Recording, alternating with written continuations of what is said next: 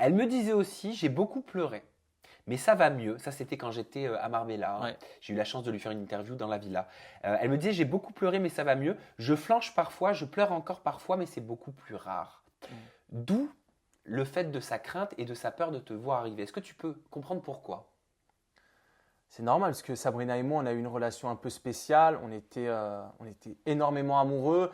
Et le fait de se séparer, c'était brusque pour elle. C'était difficile pour moi. C'est vrai que les mecs, nous, on a du mal à s'en remettre après. On met un peu plus de temps que les femmes. Et elle, je sais que voilà, elle était triste, etc. Elle voulait que je lui donne des news.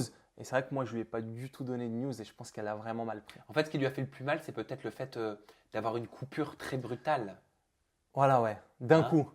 Mais le problème, c'est qu'il faut savoir que les mois avant, on a essayé de se séparer et on se donnait tout le temps des news, du coup, ça repartait. Donc là, je me suis dit, il faut qu'on arrête coûte que coûte, on se donne plus de news, comme ça, on pourra avancer chacun de son côté. Alors avant que tu répondes bien sûr à la question que tout le monde se pose et que tu nous parles de ton clash très violent, ça a failli en venir aux mains avec Raphaël Pépin, j'aimerais que tu nous expliques à quoi ressemblait ta vie amoureuse les mois qui ont précédé ton arrivée dans les vacances des anges. Puisqu'on avait fait une ITV au mois de mars. Au moment de Yes, votre- quand on s'est vu, bah, je m'étais séparé de Sabrina. Il faut savoir qu'après, bah, voilà, j'ai essayé d'oublier un peu Sabrina. Je suis parti en tournage. Mais là-bas, j'ai pas rencontré de fille voilà, qui m'a fait vibrer. Donc, je me suis pas posé avec une fille. Et ensuite, bah, je me suis un peu amusé. Je suis parti en vacances avec mes potes, etc. Mais voilà, j'ai jamais retrouvé une fille avec qui j'avais une complicité comme avec Sabrina. Une fille qui me faisait envie qui me donnait envie de me poser.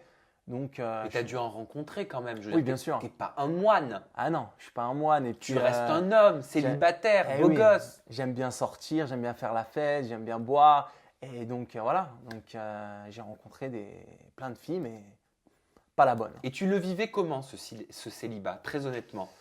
Euh, En fait, on va dire bien parce que voilà, j'avais plus de temps, j'avais pas de compte à rendre, etc. Et puis ça faisait plaisir aussi de réapprendre à séduire, de reprendre confiance en soi. Et après, je le prenais mal parce que à chaque fois que je rencontrais une fille, du coup, je faisais la comparaison avec Sabrina. Ça, c'est horrible. Et voilà, j'ai pas rencontré de fille à la hauteur de Sabrina.